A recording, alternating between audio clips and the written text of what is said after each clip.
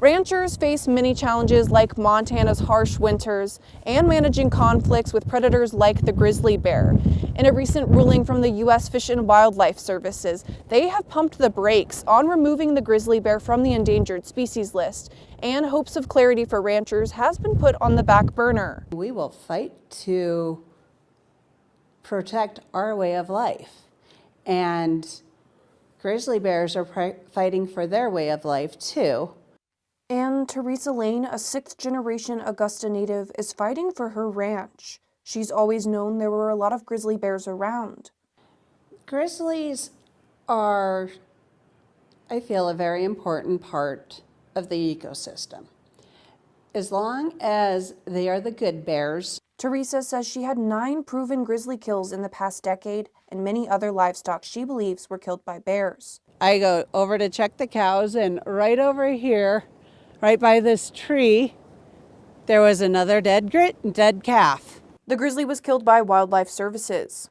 She feels something needs to be done, similar to the removal of the gray wolf from the endangered species list. The ranch had wolf kills in the past, but saw improvement after their delisting, something Teresa believes would also happen if grizzlies were delisted, which is why she's concerned with the U.S. Fish, Wildlife, and Parks decision to push delisting aside. The thing that I am most worried about is there are so many people going to be involved in it. Who's going to be the real boss? Lane and her neighbors work together to protect their livestock. The key communication is let your neighbors know. If they lose a calf, they usually call you, or if you lose one, you call them.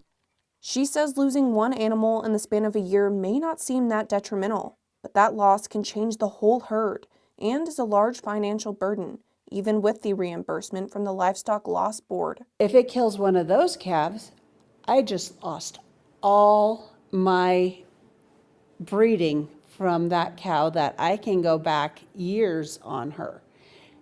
And you just lost all those genetics. But more than losing money or the legacy of the herd, she says this is about losing what she has worked so hard to leave for her kids.